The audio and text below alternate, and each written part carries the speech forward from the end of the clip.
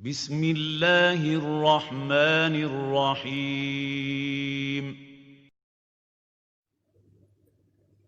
سنہری کرنیں، مسلم خواتین کی اعلیٰ اقدار کے روشن تذکرے۔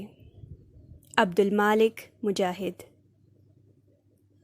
18واں موضوع، مکین جنت الفردوس کا۔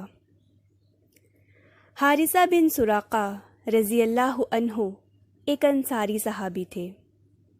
سیرت نگاروں نے ان کا تذکرہ غزوہ بدر کے شہداء میں کیا ہے۔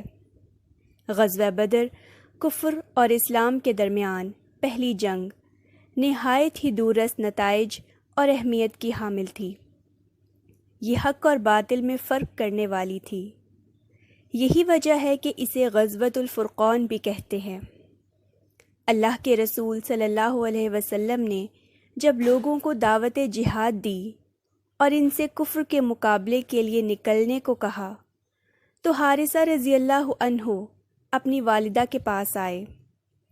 ان کی والدہ بوڑھی ہو چکی تھی، خاوند پہلے ہی فوت ہو چکے تھے۔ بڑھاپے کا واحد سہارا حارثہ تھے، جن سے شدید محبت تھی۔ یوں تو تمام مائیں اپنی اولاد سے بڑی محبت اور پیار کرتی ہیں، مگر اکلوتی اولاد کی وجہ سے ان کی محبت ضرب المثل تھی۔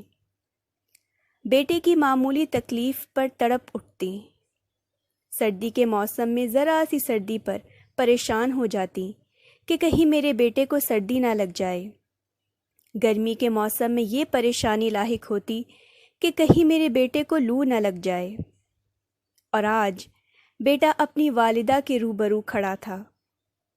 ماں نے بیٹے کی طرف دیکھتے ہوئے کہا، بیٹے اب تم بڑے ہو چکے ہو، میری ایک ہی خواہش ہے کہ اب تمہاری شادی کر دوں، تمہاری اولاد ہو، میں ان سے دل بہلاؤں، ان سے کھیلوں۔ اور بیٹا کہہ رہا ہے، اماں جان آپ کو معلوم ہی ہوگا کہ اللہ کے رسول صلی اللہ علیہ وسلم نے جہاد کا اعلان کیا ہے، میں بھی لوگوں کے ساتھ جہاد کے لیے جانا چاہتا ہوں، آپ کی اجازت لینے کے لیے حاضر ہوا ہوں، اماں جان مجھے خوشی خوشی اجازت عطا فرمائیں۔ والدہ کہنے لگی، بیٹے مجھ سے تمہاری جدائی اور مفارقت برداشت نہ ہو پائے گی، تم میرے پاس ہی رہو۔ ادھر حارثہ رضی اللہ عنہ اپنی والدہ سے بار بار اجازت کے لیے اصرار کر رہے ہیں، ان کے ہاتھ چوم رہے ہیں، سر چوم رہے ہیں، کہتے ہیں اماں جان خوشی سے اجازت دے دیں۔ جب بیٹے کا اصرار حد سے بڑھا تو بوڑھی والدہ نے کہا، بیٹے ٹھیک ہے، تم جہاد پر جانا چاہتے ہو، میں تمہیں اجازت دیتی ہوں، مگر سنو تمہارے بغیر میرا دل نہیں لگے گا۔ جب تک تم واپس نہیں آ جاتے مجھے کھانا پینا اچھا نہیں لگے گا، مجھے چین نہیں آئے گا۔ پھر والدہ اٹھی، اپنے بیٹے کو اپنے ہاتھ سے کپڑے پہنائے، تلوار اس کے گلے میں لٹکائی، پھر بیٹے کی پیشانی پر بوسہ دیا اور اسے میدان جہاد کی طرف روانہ کر دیا۔ جب مسلمان بدر کے مقام پر پہنچے تو کنویں کے پاس پڑاؤ ڈالا۔ ادھر قریش بھی اپنے لاؤ لشکر کے ساتھ وارد ہوئے، اور پھر یوم الفرقان آ گیا، حق اور باطل کے درمیان فیصلے کا دن۔ مسلمانوں نے بھی اور کافروں نے بھی لڑائی کے لیے صفیں باندھ لیں۔ خود رسول اللہ صلی اللہ علیہ وسلم نے مسلمانوں کے لشکر کی صف بندی کی۔ آپ نے حباب بن منذر رضی اللہ عنہ کے مشورے پر آگے بڑھ کر پانی کے کنویں پر قبضہ کر لیا، اور اس کی حفاظت کے لیے ایک انصاری جوان حبان بن ارقہ رضی اللہ عنہ کو مقرر کیا کہ کوئی دشمن اس میں زہر نہ ملا دے۔ چنانچہ ان کو یہ ہدایت کی گئی کہ دشمن کا کوئی بھی آدمی کنویں کے قریب پھٹکنے نہ پائے۔ بنی نجار سے تعلق رکھنے والے یہ صحابی تیر چلانے میں بڑی مہارت رکھتے تھے، ان کا نشانہ کم ہی چوکتا تھا۔ لڑائی شروع ہونے سے ذرا پہلے حارثہ رضی اللہ عنہ کو پیاس محسوس ہوئی اور انہوں نے کنویں کا رخ کیا۔ وہاں پہنچ کر کنویں سے پانی نکالا۔ اپنی پیاس بجھانا چاہتے تھے کہ کنویں کی حفاظت پہ مامور انصاری صحابی نے سمجھا یہ دشمن کا آدمی ہے جو کنویں میں زہر ملانا چاہتا ہے یا مسلمانوں کو ایذا پہنچانا چاہتا ہے۔ انہوں نے اپنے تیر کو کمان میں رکھا اور شست باندھ کر پوری قوت سے حارثہ رضی اللہ عنہ کی طرف پھینکا۔ تیر سیدھا ان کے حلق میں جا لگا۔ حارثہ رضی اللہ عنہ نے چیخ ماری، زمین پہ گر پڑے۔ مسلمانوں نے انہیں دشمن کا آدمی سمجھا، کسی نے ان کی طرف توجہ نہ کی۔ حارثہ رضی اللہ عنہ نے تیر نکالنے کی کوشش کی مگر ان کی موت آ چکی تھی۔ شہرک کٹ چکی تھی، خون کا فوارہ بہہ رہا تھا، اور اسی حالت میں وہ اپنے رب کے پاس چلے گئے۔ جب ان کی موت واقع ہو گئی تو کنویں پر مامور محافظ صحابی آگے بڑھے اور اپنے تیر کا شکار ایک مسلمان کو دیکھ کر سخت حیران اور پریشان ہوئے کہ یہ کیا ہوا، میں نے ایک مسلمان کو قتل کر دیا۔ لا حول ولا قوت الا باللہ، میں نے تو اسے دشمن کا آدمی سمجھا تھا۔ نبی کریم صلی اللہ علیہ وسلم کو خبر دی گئی۔ آپ نے اس انصاری صحابی کو بلایا، معاف کر دیا کہ ان کا کوئی قصور نہیں تھا۔ اللہ تعالیٰ نے بدر کے میدان میں مسلمانوں کو فتح سے ہمکنار فرمایا۔ مسلمان خوش خوش واپس مدینہ آئے۔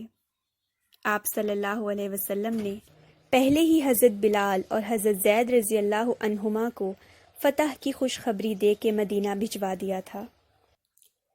جب مسلمان واپس آئے تو اہل مدینہ نے مجاہدین کا والہانہ استقبال کیا۔ عورتیں، بچے اور بوڑھی عورتیں اپنے خاوندوں، باپوں اور بیٹوں کے انتظار میں تھیں۔ رشتہ دار والہانہ طور پہ اپنے عزیزوں کا استقبال کر رہے تھے۔ انہی استقبال کرنے والوں میں حضرت حارثہ رضی اللہ عنہ کی والدہ بھی موجود تھیں، ام حارثہ۔ مسلمان مجاہد مدینہ میں داخل ہوئے۔ بچے آگے بڑھ بڑھ کر اپنے باپوں کو سلام کہہ رہے تھے، ان کے احوال پوچھ رہے تھے۔ ام حارثہ رضی اللہ عنہا ایک طرف شوق کے انتظار میں کھڑی ہیں کہ کب ان کا لخت جگر آئے، اس کو سینے سے لگائے، اپنی اداسی دور کرے۔ قافلے آتے رہے، اس کے پاس سے گزرتے رہے، مگر ان میں اس کو اپنا لخت جگر حارثہ نظر نہ آیا۔ دل میں طرح طرح کے وسواس اور خدشات پیدا ہو رہے تھے۔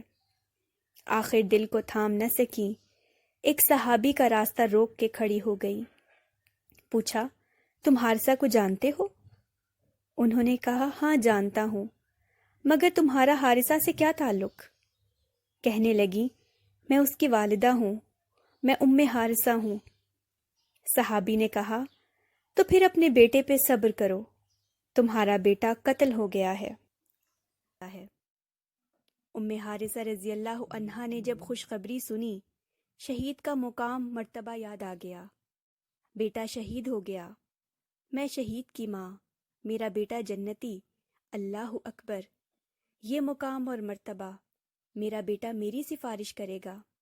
بے اختیار کہنے لگی، میرا بیٹا شہید ہے، مگر میں تو اس کو شہید نہیں سمجھتا۔ صحابی نے جواب دیا۔ پوچھا، کیوں؟ کیا اس کو کافروں نے قتل نہیں کیا؟ صحابی نے کہا، نہیں۔ ام حارثہ نے پوچھا، کیا وہ مسلمانوں اور کافروں کے درمیان لڑائی کے دوران قتل نہیں ہوا؟ صحابی نے کہا، نہیں۔ کیا کہا؟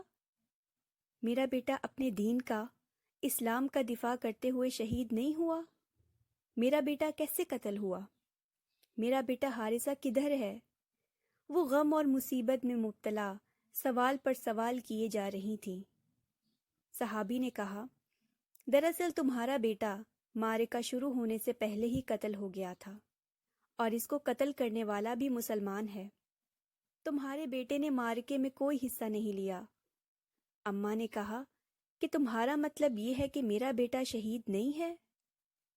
صحابی نے کہا وہ شہید تو نہیں، مگر ہو سکتا ہے کہ اللہ تعالیٰ اپنے فضل اور کرم سے اسے جنت نصیب کر دے۔ اس بوڑھی ماں نے جب سارا قصہ سنا تو مضطرب اور بے چین ہو کر کہنے لگی کہ حضرت محمد رسول اللہ صلی اللہ علیہ وسلم کہاں ہیں؟ صحابی نے کہا وہ دیکھو، اللہ کے رسول تشریف لا رہے ہیں۔ وہ دوڑتی ہوئی آگے بڑھی، آنکھوں سے آنسو جاری تھے۔ غم اور الم کا پہاڑ آ پڑا کہ جوان اکلوتا بیٹا شہید نہیں ہوا۔ مشفق اعظم صلی اللہ علیہ وسلم نے دیکھا کہ ایک خاتون آ رہی ہیں، رک گئے۔ جب ماں پاس آئی تو پوچھا کون؟ کہا ام حارثہ۔ فرمایا ام حارثہ کیا چاہتی ہو؟ عرض کیا اے اللہ کے رسول صلی اللہ علیہ وسلم، آپ کو خوب معلوم ہے کہ مجھے اپنے بیٹے حارثہ سے کتنی محبت تھی۔ سارا مدینہ میری محبت سے خوب واقف ہے۔ مجھے معلوم ہوا ہے کہ میرا بیٹا قتل ہو گیا ہے۔ اللہ کے رسول مجھے بتائیں قتل کے بعد حارثہ کہاں ہے؟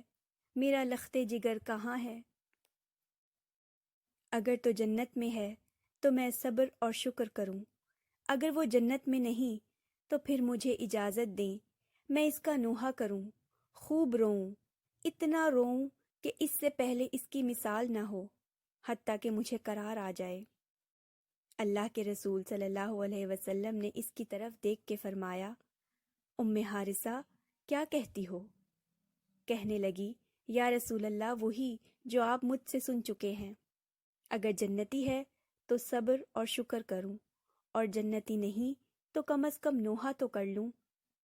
کائنات کی سب سے مشفق شخصیت نے رحمت بھری نظروں سے دیکھا ایک بوڑھی عورت اپنے بیٹے کے لیے تڑپ رہی ہے، پھر بھی صبر کا مظاہرہ کر رہی ہے، اور اگر اس کے سامنے ہوتا اس کا بیٹا تو اسے گلے سے لگاتی، اس کا منہ چومتی، اپنے سے کبھی جدا نہ ہونے دیتی۔ ام حارثہ نہایت اضطراب کے عالم میں کھڑی نتیجے کا انتظار کر رہی ہیں۔ نہ جانے آپ کیا فرماتے ہیں۔ قدموں میں لغزش ہے، حلق خشک ہو گیا ہے، چہرے پہ آنسو ٹھہر گئے ہیں، حسرت بڑی نظروں سے دیکھ رہی ہیں کہ ابھی وہ زبان میں حرکت آنے والی ہے جس سے صرف سچ نکلتا ہے۔ نبی کریم صلی اللہ علیہ وسلم نے جب اس عورت کی اپنے بیٹے سے محبت اور عجز و انکسار دیکھا تو فرمایا ام حارثہ تمہیں کیا ہو گیا ہے؟ بیٹے کی محبت میں دیوانی ہو گئی ہو، تم ایک جنت کی بات کرتی ہو، رب العزت نے اس کو بہت ساری جنتوں کا مالک بنا دیا ہے، خوش ہو جاؤ تمہارا بیٹا جنت الفردوس میں پہنچ گیا ہے۔ یہ حدیث صحیح بخاری اور ترمذی میں موجود ہے۔ جنت الفردوس کی چھت رحمان کا عرش ہے۔ جنت میں سب سے اونچا مقام جنت الفردوس کا ہے، جس کے اوپر رحمان جل جلالہ کا عرش ہے۔ جب اس بوڑھی عورت نے خوشخبری سنی، سر عجز و انکسار سے جھک گیا، چہرے پہ تازگی آ گئی اور آنسو رک گئے۔ چہرہ آسمان کی طرف اٹھایا اور کہا اللہ اکبر، اللہ تیرا شکر ہے، میں شہید کی ماں بن گئی، میرے بیٹے کو جنت الفردوس کی خوشخبری مل گئی۔ میری خوش قسمتی کے کیا کہنے، نہ مال غنیمت مقصود، نہ دنیا کی ستائش اور نہ صلہ، یہاں تو رب تعالیٰ کی رضا، اس کی خوشنودی، اس کی چاہت اور اس کی محبت مطلوب ہے۔ 19واں موضوع، آپ کے لیے مجھ سے شادی جائز نہیں۔ خیزران بنت عطا خلیفہ مہدی کی لونڈیوں میں سے ایک تھی۔ اس کا تعلق یمن سے تھا۔ یہ بہت ہی عقل مند کنیز تھی۔ فقہی مسائل کے استنباط میں اسے دسترس حاصل تھی، کیونکہ امام اوزاعی سے اس نے فقہ کا علم حاصل کر رکھا تھا۔ اس کی ذہانت کو دیکھ کر خلیفہ مہدی نے اسے آزاد کر کے اپنی زوجیت میں شامل کر لینا چاہا، مگر خیزران نے اس سے کہا آپ مجھ سے شادی نہ کریں تو بہتر ہے، کیونکہ آپ کے لیے مجھ سے شادی کرنا جائز نہیں۔ خلیفہ کو اس کے جواب پہ بڑا تعجب ہوا کہ ایک حاکم وقت ایک لونڈی کو پیغام نکاح دے اور وہ اس پہ چونو چراغ سے کام لے۔ خلیفہ مہدی نے خضران سے پوچھا، آخر تم میری بیوی کیوں نہیں بن سکتی جبکہ تم پہلے ہی سے میری لونڈی ہو؟ خضران نے جواب دیا، آپ کے لیے مجھے کسی کی سوکن بنانا جائز نہیں۔ خلیفہ مہدی نے جب خضران سے شادی کے لیے اصرار کیا تو اس نے کہا، کسی عالم دین سے پوچھ لیں کہ آپ کے لیے مجھ سے شادی کرنا کیوں جائز نہیں۔ خلیفہ مہدی نے کہا، کیا تم سفیان ثوری کے فتوے سے راضی ہو؟ خضران نے کہا، کیوں نہیں، میں ان کے فتوے سے مطمئن ہو جاؤں گی۔ خلیفہ مہدی نے امام سفیان ثوری سے اس سلسلے میں گفتگو کی اور انہیں بتایا کہ آخر میرے لیے اپنی ایک لونڈی کو اپنی ازدواج کی فہرست میں شامل کرنا کیوں جائز نہیں، جبکہ خود اللہ تعالیٰ کا ارشاد گرامی ہے، عورتوں میں سے جو بھی تمہیں اچھی لگے تم ان سے شادی کر لو، 2 2 3 3 4 4 سے۔ یہ کہہ کر خلیفہ مہدی خاموش ہو گیا تو امام سفیان ثوری کہنے لگے، آپ نے آیت کا ایک ٹکڑا تو پڑھ ڈالا، ذرا آگے کا حصہ بھی پڑھیں۔ امام ثوری نے آیت کا اگلا حصہ پڑھا، یعنی اگر تمہیں اندیشہ ہو کہ کئی بیویوں میں برابری کا برتاؤ نہیں کر سکتے تو پھر ایک بیوی کافی ہے یا تمہاری ملکیت کی لونڈی۔ امام ثوری نے خلیفہ کو سمجھا دیا کہ آپ خضران کو اپنی بیوی بنا کر اس کے ساتھ انصاف نہیں کر سکتے، اس لیے اس کو بحیثیت لونڈی رکھنا ہی بہتر ہے۔ خلیفہ نے انہیں 10,000 درہم بطور عطیہ دینے کا حکم دیا، مگر امام سفیان ثوری نے لینے سے انکار کر دیا۔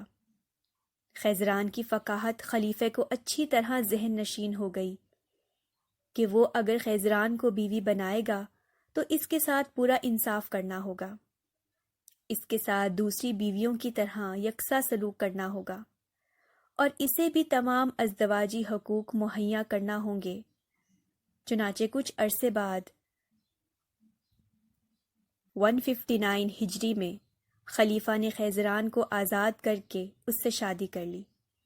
اس کے بطن سے 2 لڑکے پیدا ہوئے، ایک ہادی اور دوسرا ہارون الرشید۔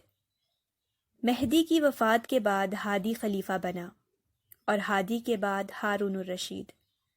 خضران نے اپنے بیٹے ہارون کے عہد خلافت میں بیت اللہ کا حج کیا اور نیکی کے کاموں میں اور حاجت مندوں کی مدد میں ایک خطیر رقم اللہ کی راہ میں اپنے ہاتھوں سے تقسیم کی۔ خضران کی وفات بغداد میں 173 ہجری میں ہوئی۔ 20واں موضوع، پروردگار میرا رزق تیرے ذمے ہے۔ ابو عبداللہ بن جعفر جو کہ برقی کے لقب سے مشہور ہیں کہتے ہیں، میں نے ایک بیابان میں ایک بدو خاتون کو دیکھا جس کی کھیتی کڑاکے کی سردی، زوردار آندھی اور موسلادھار بارش کے سبب تباہ و برباد ہو چکی تھی۔ لوگ اس کے گرد جمع تھے اور اس کی فصل تباہ ہونے پر اسے دلاسا دے رہے تھے۔ اس نے اپنی نگاہ آسمان کی طرف اٹھائی اور کہنے لگی، اے پروردگار، پسماندگان کی عمدہ دیکھ بھال کے لیے تجھ ہی سے امید وابستہ کی جاتی ہے۔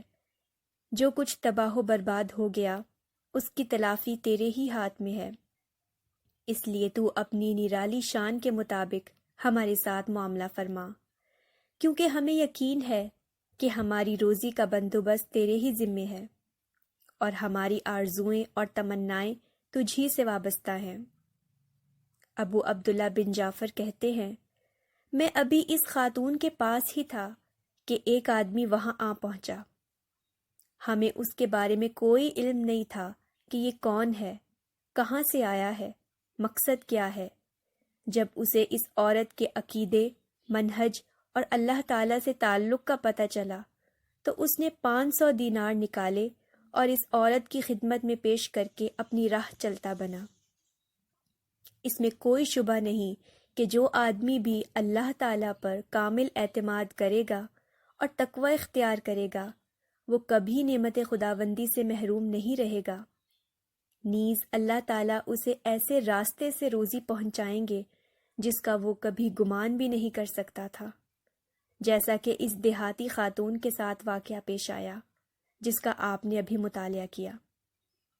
اس سے اللہ تعالیٰ کے اس فرمان کی وضاحت ہوتی ہے، جو شخص اللہ سے ڈرتا ہے اللہ اس کے لیے مشکل سے چھٹکارے کی شکل پیدا فرما دیتا ہے اور اسے ایسی جگہ سے رزق دیتا ہے جس کا اسے گمان بھی نہ ہو۔ سورۃ الطلاق آیت نمبر 2 اور 3۔ اسی طرح کا ایک اور واقعہ ان سطور کے راکم نے عربی ادب کی بعض کتابوں میں پڑھا ہے کہ ایک فقیر محتاج عورت بادیہ نشین جنگل میں خیمہ لگائے ہوئے تھی۔ اپنی ضروریات کے لیے اس نے ارد گرد کھیتی لگا رکھی تھی، گزر اوقات اسی سے کرتی تھی۔ ایک دن طوفان آیا، بجلی چمکی اور کڑکی، آسمان سے ژالہ باری ہوئی اور کھیتی تباہ و برباد ہو گئی۔ جب طوفان تھم گیا تو اس عورت نے خیمے سے سر نکالا، اپنی کھیتی کو دیکھا، ہر چیز تباہ ہو چکی تھی۔ اس نے حسرت بھری نگاہوں سے اسے دیکھا اور پھر اپنا منہ آسمان کی طرف کیا اور کہنے لگی، اے میرے پروردگار، جو چیز چاہے کر، ہاں میرا رزق تو تیرے ہی ذمہ ہے۔ 21واں موضوع، انہیں بالکل سیدھا کرنے کی کوشش مت کرو۔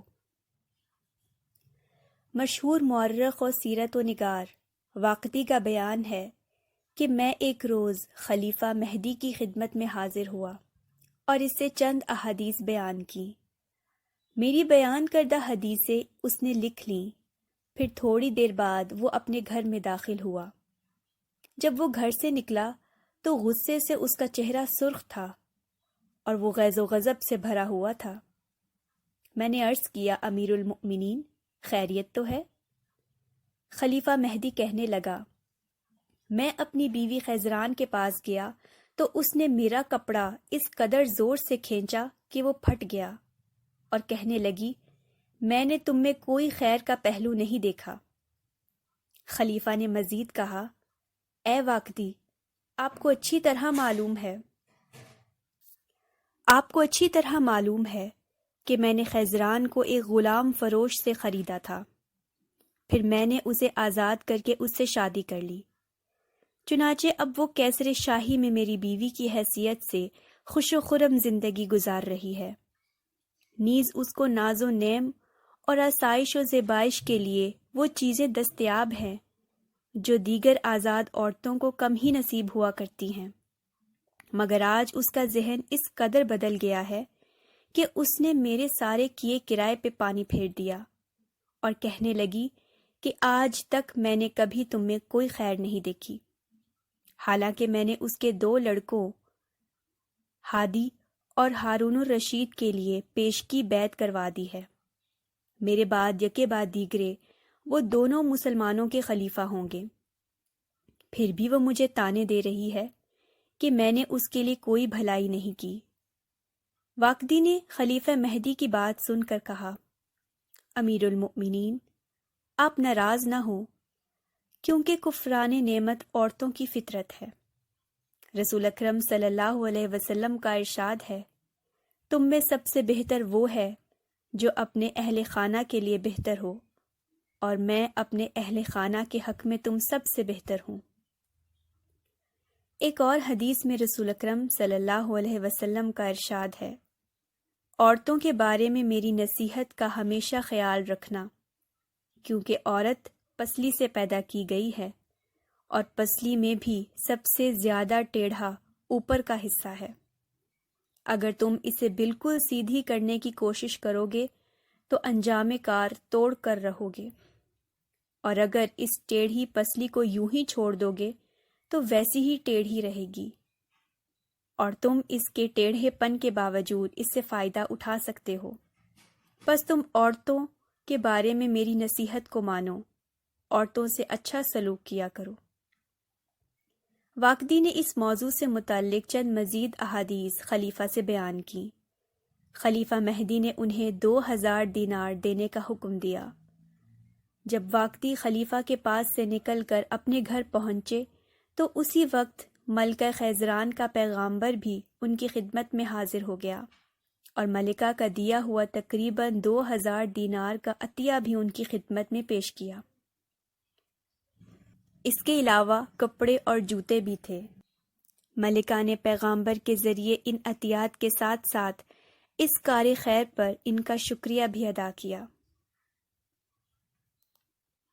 22واں موضوع، سب سے پیاری بیوی کون؟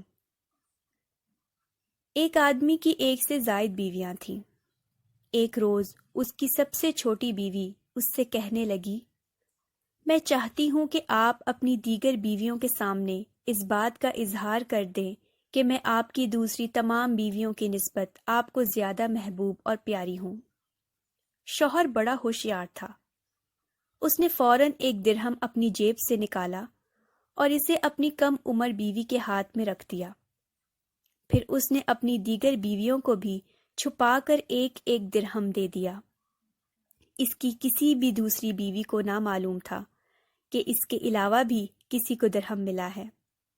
جب ساری بیویاں اکٹھی ہوئیں تو کم عمر بیوی نے اپنے شوہر سے پوچھا، آپ کی نگاہ میں آپ کی بیویوں میں سب سے زیادہ پیاری کون ہے؟ یہ کہہ کر اس نے اپنے تئیں گمان کیا کہ شوہر تو میرا ہی نام لیں گے، مگر شوہر نے جواباً کہا، میری نظر میں سب سے زیادہ پیاری بیوی وہ ہے جس کو میں نے 1 درہم دے رکھا ہے۔ یہ سننا تھا کہ کم عمر بیوی نے مارے خوشی کے اپنا ہاتھ اٹھا دیا اور اس میں موجود اپنا درہم دکھانے لگی۔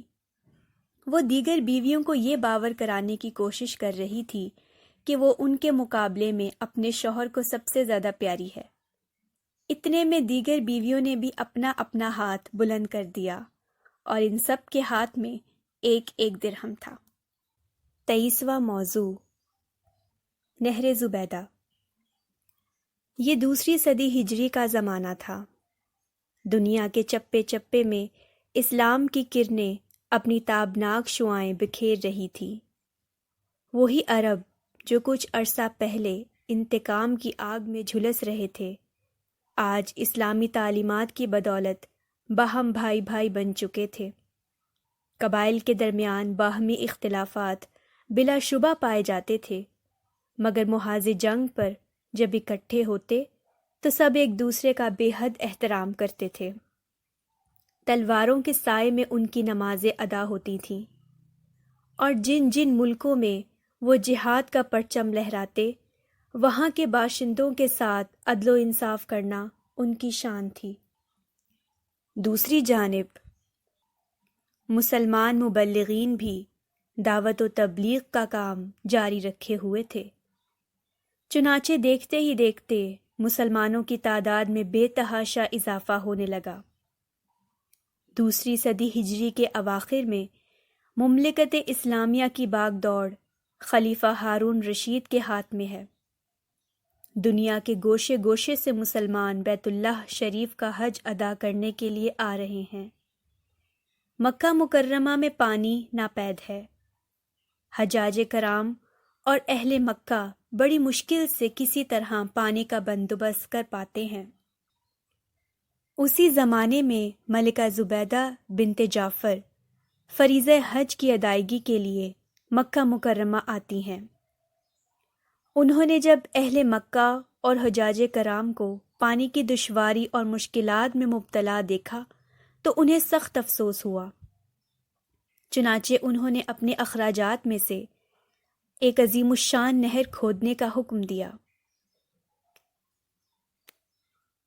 اور ایسا کارنامہ سر انجام دیا جو رہتی دنیا تک عالم بشریت کو یاد رہے گا۔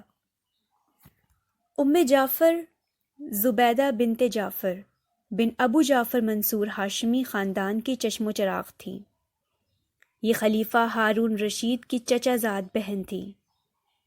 ان کا نام امت العزیز تھا۔ ان کے دادا منصور بچپن میں ان سے خوب کھیلا کرتے تھے۔ ان کو زبیدہ کہہ کے پکارتے تھے، چنانچہ سب اسی نام سے پکارنے لگے اور اصلی نام کو لوگ بھول گئے۔ یہ نہایت خوبصورت اور ذہین و فطین تھیں۔ جب جوان ہوئیں تو خلیفہ ہارون رشید سے ان کی شادی ہو گئی۔ یہ شادی بڑی دھوم دھام سے ہوئی۔ یہ شادی ذوالحجہ 165 ہجری میں ہوئی۔ ہارون رشید نے اس شادی کی خوشی میں ملک بھر سے عوام و خاص کو دعوت پہ بلایا اور مدعوین کے درمیان اس قدر زیادہ مال تقسیم کیا جس کی مثال تاریخ اسلام میں نہیں ملتی۔ اس موقع پہ خاص بیت المال سے انہوں نے 50 ملین درہم خرچ کیے۔ ہارون رشید نے اپنے خاص مال سے جو کچھ خرچ کیا وہ اس کے علاوہ تھا۔ ہارون رشید ملکہ زبیدہ سے بہت زیادہ محبت کرتا تھا۔ ایک مرتبہ اس نے اپنی بیوی کو یہ کہہ کے پکارا، ام نہر ذرا ادھر آنا۔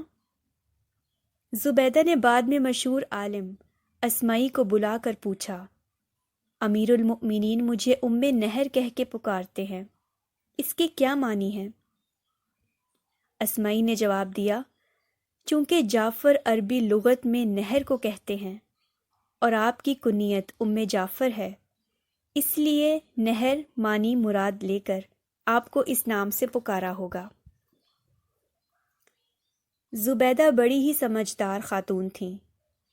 حاشیہ برداروں کے کہنے پر کبھی فوری فیصلہ نہیں کرتی تھیں۔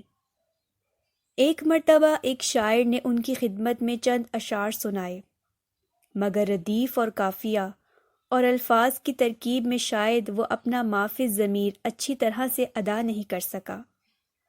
شعر کے مفہوم سے ان کی عظمت کے بجائے گستاخی ظاہر تھی۔ انہوں نے شاعر کی عبارت کو ملکہ کی بے ادبی پر محمول کیا اور اس کو گرفتار کرنا چاہا، مگر ملکہ نے ان سے کہا، اس کو نظر انداز کر دو، کیونکہ جس کی نیت اچھی بات کہنے کی ہو مگر اس سے لغزش ہو جائے تو ایسا شخص اس آدمی سے بہتر ہے جس کی نیت بری ہو مگر وہ بات اچھی کہہ جائے۔ ملکہ زبیدہ کی خدمت کے لیے 100 نوکرانیاں تھیں جن کو قرآن کریم یاد تھا اور وہ ہر وقت قرآن پاک کی تلاوت کرتی رہتی تھیں۔ ان کے محل میں سے قرات کی گنگناہٹ شہد کی مکھیوں کی بنبناہٹ کی طرح آتی رہتی تھی۔ زبیدہ نے پانی کی قلت کے سبب حجاج کرام اور اہل مکہ کو درپیش مشکلات اور دشواریوں کا اپنی آنکھوں سے مشاہدہ کیا تو انہوں نے مکہ میں ایک نہر بنانے کا ارادہ کیا۔ اس سے پہلے بھی وہ مکہ والوں کو بہت زیادہ مال سے نوازتی رہتی تھیں اور حج و عمرہ کے لیے مکہ آنے والوں کے ساتھ ان کا سلوک بے حد فیاضانہ تھا۔ اب نہر کی کھدائی کا منصوبہ سامنے آیا تو مختلف علاقوں سے ماہر انجینئر بلائے گئے۔ مکہ مکرمہ سے 35 کلومیٹر شمال مشرق میں وادی حنین کے جبال تاج سے نہر نکالنے کا پروگرام بنایا گیا۔ ایک نہر جس کا پانی جبال قرا سے وادی نعمان کی طرف جاتا تھا اسے بھی نہر زبیدہ میں شامل کر لیا گیا۔ یہ مقام عرفات سے 12 کلومیٹر جنوب مشرق میں واقع تھا۔ اس کے علاوہ منا کے جنوب میں صحرا کے مقام پر ایک تالاب بیر زبیدہ کے نام سے تھا جس میں بارش کا پانی جمع کیا جاتا تھا۔ اس سے 7 کاریزوں کے ذریعے پانی نہر میں لے جایا گیا، پھر وہاں سے ایک چھوٹی نہر مکہ مکرمہ کی طرف اور ایک عرفات میں مسجد نمرہ تک لے جائی گئی۔ اس عظیم منصوبے پر 17 لاکھ دینار خرچ ہوئے۔ ملکہ زبیدہ نے انتہائی شوق اور جذبہ اخلاص کے تحت نہر کی کھدائی کرائی۔ وہ حجاج کرام اور اہل مکہ کو پانی کی دشواریوں سے نجات دلانا چاہتی تھیں اور یہ کام صرف اللہ کی خوشنودی کے لیے انہوں نے کیا۔ اس کا اندازہ اس بات سے لگائیں کہ جب نہر زبیدہ کی منصوبہ بندی شروع ہوئی تو اس منصوبے کا منتظم انجینئر آیا اور کہنے لگا، آپ نے جس منصوبے کا حکم دیا ہے اس کے لیے خاصے اخراجات درکار ہیں، کیونکہ اس کی تکمیل کے لیے بڑے بڑے پہاڑوں کو کاٹنا پڑے گا، چٹانوں کو توڑنا پڑے گا، نشیب و فراز کی مشکلات سے نمٹنا پڑے گا، سینکڑوں مزدوروں کو دن رات محنت کرنی پڑے گی، تب کہیں جا کر اس منصوبے کو پایہ تکمیل تک پہنچایا جا سکتا ہے۔ یہ سن کر ملکہ زبیدہ نے جو جواب دیا وہ دلچسپ بھی ہے، اور اس سے ان کی قوت فیصلہ اور منصوبے سے دلچسپی کا اظہار بھی ہوتا ہے۔ انہوں نے چیف انجینئر سے کہا، اس کام کو شروع کر دو، خواہ کلہاڑے کی ایک ضرب پر 1 دینار خرچ آتا ہو۔ اس طرح جب نہر کا منصوبہ تکمیل کو پہنچ گیا تو منتظمین اور نگران حضرات نے اخراجات کی تفصیلات ملکہ کی خدمت میں پیش کی۔ اس وقت ملکہ دریائے دجلہ کے کنارے واقع اپنے محل میں تھیں۔ ملکہ نے وہ تمام کاغذات لیے اور انہیں کھول کر دیکھے بغیر دریا میں ڈال دیے اور کہنے لگیں، الہی، مجھے دنیا میں کوئی حساب کتاب نہیں لینا، تو بھی مجھ سے قیامت کے دن حساب نہ لینا۔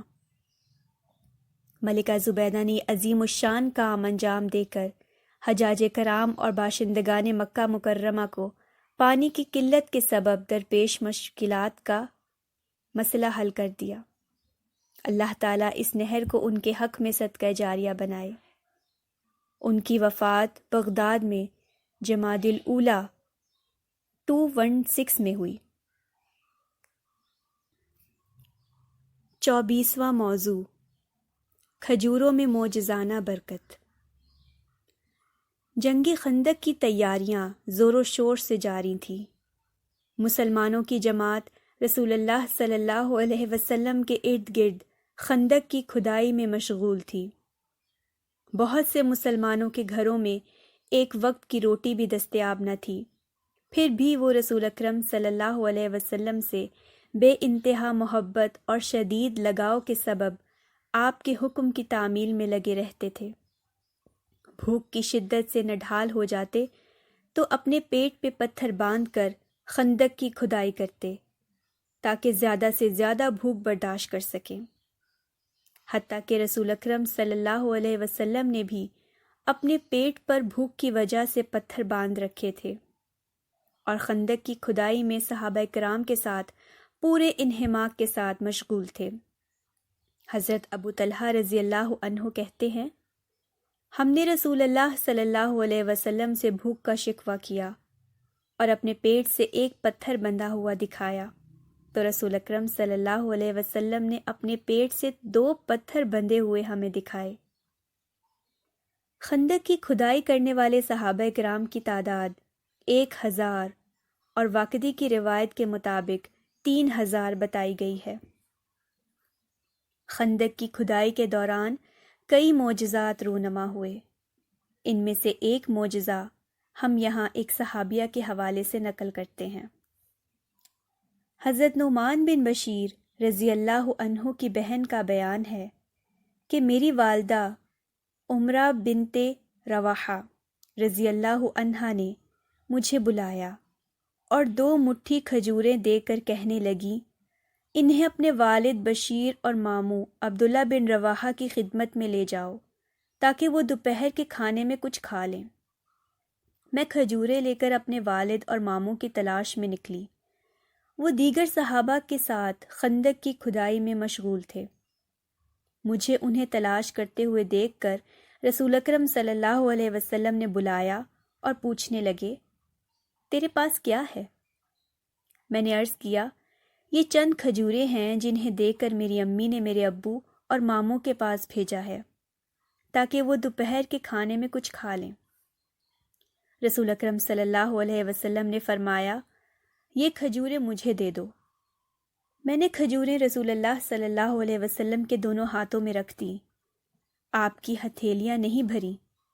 پھر آپ کے حکم سے چادر بچھائی گئی اور آپ نے چادر پر کھجوریں پھیلا دیں۔ پھر آپ نے ایک آدمی سے فرمایا، اہل خندق کو آواز دو کہ وہ آ کر دوپہر کا کھانا کھا لیں۔ یہ آواز سنتے ہی خندق کی کھدائی کرنے والے تمام صحابہ کرام دسترخوان پہ حاضر ہوئے اور کھجوریں تناول کرنے لگے۔ اہل خندق کھجوریں کھاتے گئے اور وہ بڑھتی گئیں۔ سارے اہل خندق کھا کر واپس ہو گئے مگر کھجوریں باقی تھیں۔ کہ کپڑے کے کنارے سے باہر گر رہی تھیں۔ 25واں موضوع ام معبد رضی اللہ عنہا کی بے مثال فصاحت۔ رسول اکرم صلی اللہ علیہ وسلم نے جب مکہ مکرمہ سے ہجرت کر کے مدینہ منورہ کا رخ فرمایا تو راستے میں آپ کا گزر ام معبد خزائیہ کے خیمے کے پاس سے ہوا۔ ام معبد کا نام عاتکہ بنت خالد تھا، مگر کنیت سے وہ معروف تھی۔ ان کے شوہر کا نام اکثم بن ابی الجون الخزائی تھا۔ وہ ابو معبد کی کنیت سے مشہور تھے۔ ان دونوں نے جب رسول اکرم صلی اللہ علیہ وسلم کی برکت کا اپنے گھر میں مشاہدہ کیا تو بعد میں دین اسلام میں داخل ہو گئے۔ ام معبد ایک مہمان نواز خاتون تھیں۔ لوگ جب ان کے خیمے کے پاس سے گزرتے تو انہیں کھانا کھلایا کرتی۔ ہجرت کے سفر میں رسول اکرم صلی اللہ علیہ وسلم جب ان کے خیمے کے پاس پہنچے تو ان سے کھانے پینے کی چیز طلب کی اور کہا کہ وہ اس کی قیمت ادا کریں گے، مگر ام معبد کے گھر میں اس وقت کھانے کو کچھ بھی نہ تھا۔ انہوں نے کہا میرے پاس کھانے کے لیے کچھ بھی نہیں ہے، اگر میرے پاس کوئی چیز ہوتی تو میں آپ کو ضرور کھلاتی۔ ام معبد کے خیمے کے ایک کونے میں ایک دبلی پتلی بکری موجود تھی، جس کو دیکھ کر معلوم ہوتا تھا نہ جانے وہ کب سے بھوکی پیاسی ہے۔ رسول اکرم صلی اللہ علیہ وسلم نے فرمایا، ام معبد کیا میں اس بکری کا دودھ دو سکتا ہوں؟ ام معبد نے کہا، بھلا اس بکری میں دودھ کہاں سے آ سکتا ہے؟ یہ تو گھر سے باہر دوسری بکریوں کے ساتھ چرنے کے لیے بھی نہیں جا سکی، کیونکہ یہ بہت ہی کمزور اور لاغر ہے۔ آپ نے فرمایا، پھر بھی مجھے دوہنے کی اجازت دے دو۔ ام معبد نے کہا، میرے ماں باپ آپ پہ قربان، اگر آپ کو اس میں دودھ دکھائی دے رہا ہے تو ضرور دو لیں۔ اس گفتگو کے بعد رسول اکرم صلی اللہ علیہ وسلم نے بکری کے تھنوں پہ ہاتھ پھیرا، اللہ کا نام لیا اور دعا کی۔ بکری نے پاؤں پھیلا دیے، تھنوں میں بھرپور دودھ اتر آیا۔ آپ صلی اللہ علیہ وسلم نے ام معبد سے ایک بڑا سا برتن لیا جو ایک جماعت کو آسودہ کر سکتا تھا، اور اس میں اتنا دودھ دوہا کہ جھاگ اوپر آ گیا۔ پھر ام معبد کو پلایا، وہ پی کر شکم سیر ہو گئیں۔ پھر اپنے ساتھیوں کو پلایا، وہ بھی شکم سیر ہوئے تو خود پیا۔ پھر اسی برتن میں دوبارہ اتنا دودھ دوہا کہ برتن بھر گیا اور اسے ام معبد کے پاس چھوڑ کر چل دیے۔ ادھر جب ام معبد کا شوہر بکریاں چرا کے آیا تو گھر میں دودھ دے کر دنگ رہ گیا اور بیوی سے پوچھنے لگا، یہ دودھ کہاں سے آیا؟ جبکہ گھر میں تو کوئی بکری نہیں، اور ایک بکری ہے بھی تو وہ کمزور ہے، جس کے تھن بالکل سوکھ چکے ہیں۔ ام معبد نے جواب دیا، دراصل بات یہ ہے کہ ایک صاحب یہاں تشریف لائے تھے۔ انہوں نے جوں ہی بکری کے تھنوں کو ہاتھ لگایا، تھن دودھ سے بھر گئے۔ پھر انہوں نے دودھ دوہا، اپنے ساتھیوں کو بھی پلایا، خود بھی پیا، اور مزید دودھ ہمارے پاس ہی چھوڑ کے روانہ ہو گئے۔ ابو معبد نے کہا، یہ تو وہی قریشی معلوم ہوتے ہیں جنہیں قریش تلاش کر رہے ہیں۔ ابو معبد نے بیوی سے کہا، ذرا اس مبارک شخصیت کا حلیہ تو بیان کرو۔ ام معبد نے اپنے شوہر سے رسول اکرم صلی اللہ علیہ وسلم کا حلیہ مبارکہ اپنے مخصوص الفاظ میں بیان کیا۔ ام معبد نے اللہ کے رسول کا حلیہ مبارک بیان کیا، عربی زبان میں فصاحت و بلاغت کے دریا بہا دیے۔ رحمت للعالمین میں قاضی سلیمان منصور پوری نے اور الرحیق المختوم میں مولانا صفی الرحمن مبارک پوری نے اس کا اردو میں ترجمہ کیا ہے۔ جیسے ام معبد نے حلیہ بیان کرنے میں نہایت عمدہ الفاظ استعمال کیے، اسی طرح ترجمہ کرنے والوں نے بھی اردو الفاظ کے چناؤ کا حق ادا کر دیا۔ صاحب الرحیق المختوم کا ترجمہ درج ذیل ہے۔ وہ ظاہری وضع قطع کے حامل تھے، جسمانی بناوٹ بڑی معقول تھی، چمکتا رنگ، تابناک چہرہ، خوبصورت ساخت، نہ توندلے پن کا عیب نہ گنجے پن کی خامی، جمال جہاں تاب کے ساتھ ڈھلا ہوا پیکر، سرمگی آنکھیں، لمبی پلکیں، بھاری آواز، لمبی گردن، سفید و سیاہ آنکھیں، باریک اور باہم ملے ہوئے ابرو، چمکدار کالے بال، خاموش ہوں تو باوقار، گفتگو کریں تو پرکشش، دور سے دیکھنے میں سب سے تابناک اور پرجمال، قریب سے سب سے خوبصورت اور شیریں، گفتگو میں چاشنی، بات واضح اور دو ٹوک، نہ مختصر نہ فضول، انداز ایسا کہ گویا لڑی سے موتی جھڑ رہے ہیں، درمیانہ قد، نہ ناٹا کے نگاہ میں نہ جچے، نہ لمبا کہ ناگوار لگے، دو شاخوں کے درمیان ایسی شاخ کی طرح ہے جو سب سے زیادہ تازہ اور خوش منظر ہے۔